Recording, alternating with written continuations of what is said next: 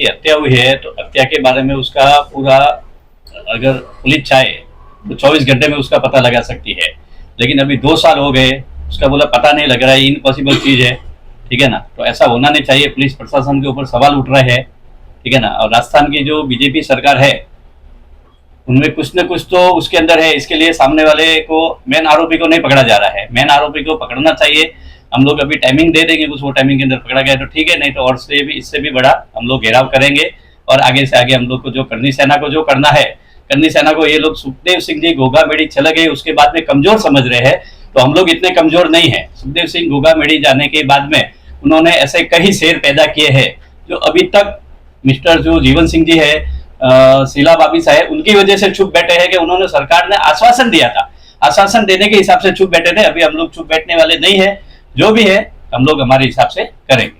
Sir मेरा ये सवाल था कि सर ने कहा कि करनी सेना खत्म हो गई, अब करनी सेना गोगा सिंह जी नहीं है, तब करनी सेना खत्म हो गई। ये गलत फहमी है कि करनी सेना हम बैठे हैं ना। करनी सेना में सुखदेव सिंह घोघामेड़ी ने जो कहा था कि मैं 500 सुखदेव सिंह घोघामेड़ी खड़ा करके जाऊंगा, उसमें से हम भी है।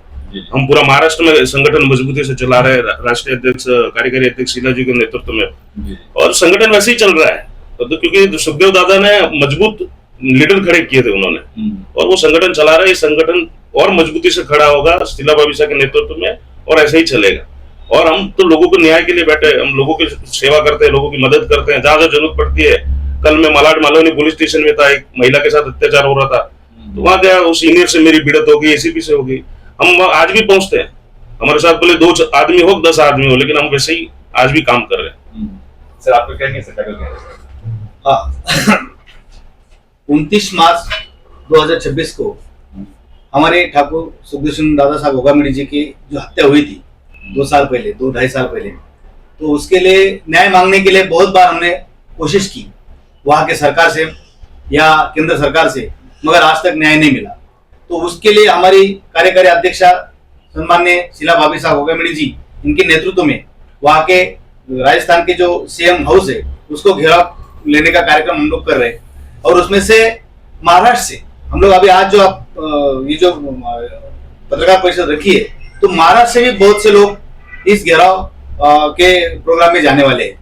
और मैं आपके माध्यम से सभी महाराष्ट्र के हमारे कर्मी सैनिक हो या क्षत्रिय समाज के सभी भाई बहन हो और सुखदेव सिंह दादा घोघामेड़ी के ऊपर प्यार करने वाले सभी को मैं अपील करना चाहूंगा कि आप भी सभी ज्यादा से ज्यादा संख्या में जयपुर पहुंचे और सुखदेव सिंह दादा घोघामेड़ी जी के लिए न्याय मांगने की हम कोशिश करें। तो एक समस्या और है कि इस वक्त जैसे मार्च अप्रैल चल रहा था, इस वक्त छुट्टी आने वाली है, बच्चों की ट्रेन टिकट नहीं मिलती है, किस तरह से लोगों को बस चार्ज करेंगे? सभी करनी सैनिकों के पास खुद के वाहन है, सबकी गाड़ियां हैं, और बसों की व्यवस्था की गई है हर जिला, हर तहसील से, सब अपने अपने हिसाब से। और जिला के जो जहां जहां बसों की व्यवस्था की, तो लोग बसों से पहुंचेंगे, बाकी 4 व्हीलर से पहुंचेंगे, लेकिन हजारों की तादाद में वहां लोग पहुंचेंगे और बड़ा घेराव होगा। सरकार को सबक मिलेगा इससे, जो करनी सेना को कमजोर समझ रहे हैं। हम जब चलते हैं 2.5 साल पहले, एक आदमी की इतनी हिम्मत की घर में घुसे, बात करे और गोली मारे, क्या कुछ नहीं? तो वो धोखे से उनके ऊपर गोली चलाई गई। वो लोग धोखे से मिलने के लिए आए, शादी की कोई पत्रिका देने के लिए आए थे।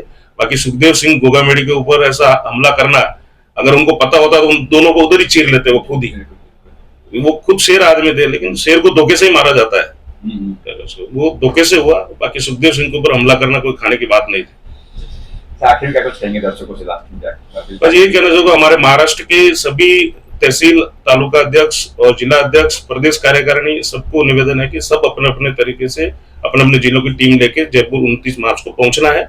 और राजस्थान की सरकार को आज जो प्रेस कॉन्फ्रेंस रखी गई है, वो 29 मार्च को जयपुर में सीएम हाउस का घेराव है, वहां पड़ाव है।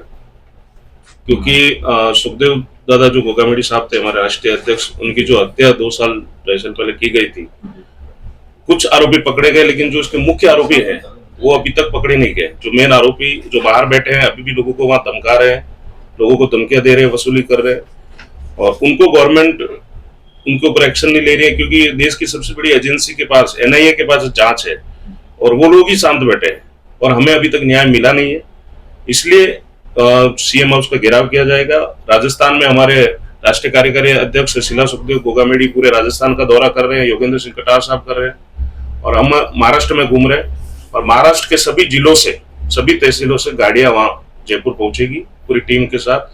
और अनिश्चित काल के लिए वहाँ माँ पड़ाव होगा, उसी के लिए प्रेस कॉन्फ्रेंस। लेकिन 2.5 साल हो गए, 2-2.5 ढाई साल हो गए। 2.5 साल में अब तक कुछ आरोपी जो भाड़े के नवाने थे, भाड़े के टट्टू बोलते हैं, वो गिरफ्तार हुए ना। मुख्य आरोपी तो गिरफ्तार ही नहीं हुए अभी तक। अगर वो आज उनकी इतनी ये औकात बढ़ गई है कि वो बाहर बैठे बैठे सुखदेव सिंह जी की हत्या के बाद अब कोई लोगों को और लोगों को धमका रहे हो और उनसे वसूली कर रहे हैं, और उनके ऊपर सरकार एक्शन नहीं ले रही है। कोई जेल में बैठा है, वहां बैठ के धमका रहा है।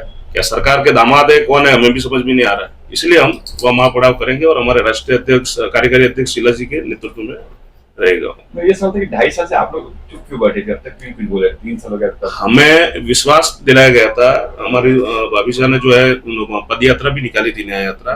तब गवर्नमेंट के कुछ नुमाइंदा आके उनको बोला कि हम इसके ऊपर पूरा जांच, कड़ी से कड़ी जांच करेंगे, न्याय मिलेगा। तो हम लोग अभी तो धैर्य शांति से बैठे थे कि हमें न्याय मिला, लेकिन अभी लग रहा है कि नहीं मिलेगा, क्योंकि सरकार के हाथ हो सकते हैं इसमें, कई बड़े नेताओं के हाथ हो सकते हैं, उसकी वजह से हमें न्याय नहीं मिल रहा। इसलिए शांत थे, लेकिन अब शांत नहीं बैठ सकते, अभी धैर्य हमारा उठ गया। सरकार में भरोसा है? बीजेपी सरकार है वहाँ पे। अब 2.5 साल से न्याय नहीं दिया, अब क्या उनके ऊपर भरोसा करे? सरकार तो भरोसे लायक है ही नहीं।